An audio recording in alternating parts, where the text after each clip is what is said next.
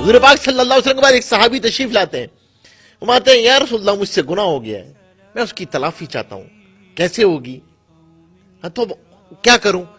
میں توبہ کرو، تیری ماں زندہ ہے؟ میں ماں تو زندہ نہیں ہے۔ یعنی خالہ زندہ ہے؟ میں ہاں خالہ زندہ ہے۔ فرمایا ان کے ساتھ صلہ رحمی کیا کرو، اللہ تبارک و تعالیٰ تمہارے گناہوں کو معاف فرما دے۔ اللہ نے روزی کی برکت کو اس سے جوڑا ہوا ہے، عمر کی برکت کو اس سے جوڑا ہوا ہے۔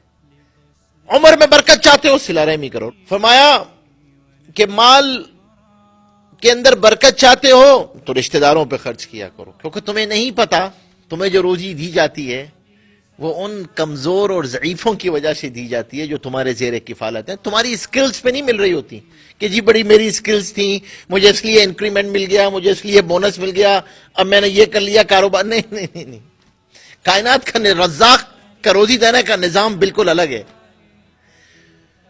وہ کہتا ہے حفاظت چاہتے ہو تو اس کا ایک ہی پریمیم ہے، صدقہ کیا کرو۔ صدقہ دو گے مال محفوظ ہو جائے گا۔ عجیب معاملہ ہے، دونوں چیزوں میں مال جاتا ہوا نظر آتا ہے، اللہ کہتے ہیں مال آئے گا اسی سے۔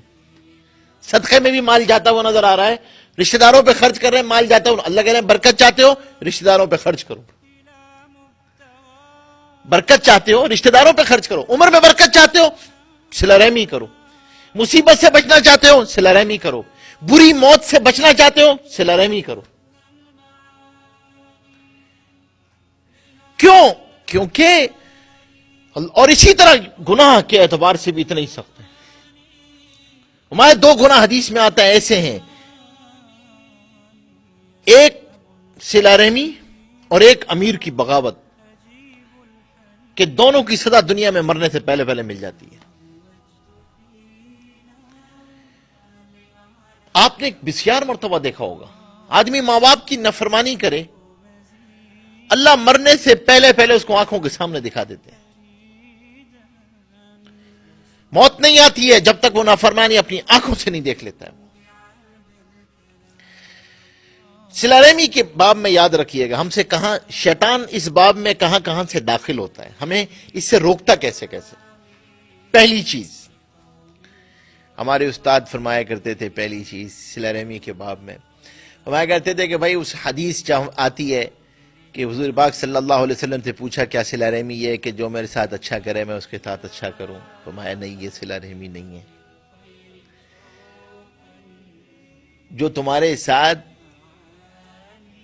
ظلم بھی کرے تم اسے معاف کر دو، جو تمہیں حق نہ دے تم اسے حق دے دو۔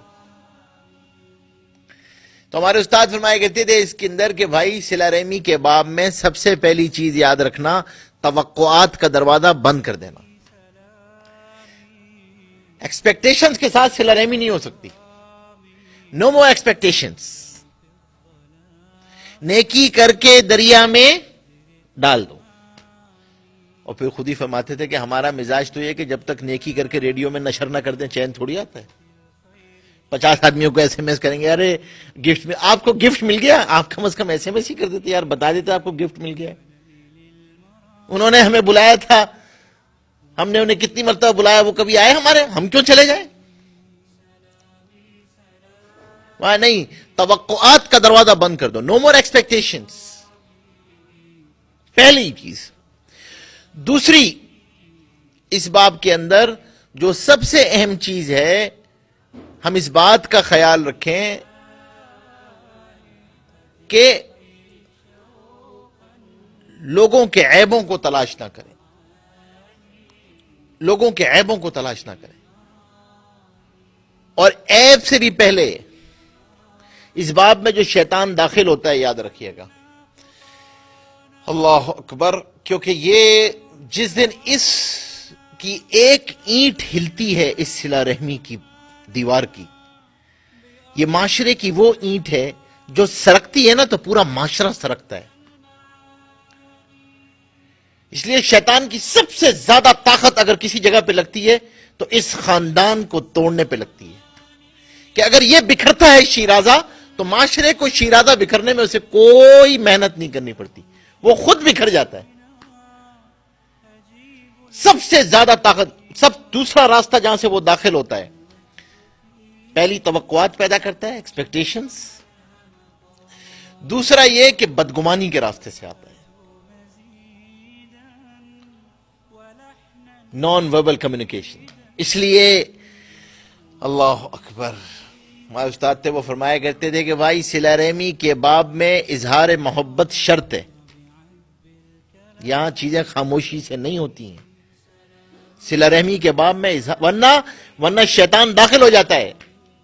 آپ خود سوچیں، حضور پاک صلی اللہ علیہ وسلم تشریف لا رہے ہیں، اما جان ساتھ ہیں، ایک صحابی سامنے سے آتے ہیں اور حضور پاک ہم دور سے فرماتے ہیں تمہاری ماں میرے ساتھ ہے. وہاں یا رسول اللہ ہم آپ کے بارے میں غلط سوچ بھی نہیں سکتے. ماں نہیں، شیطان انسان کے جسم میں ایسے چلتا ہے جیسے خون گردش کرتا ہے. اگر نبی کے بارے میں کوئی خیال آ جاتا تمہارا تو ایمان ضائع ہو جاتا.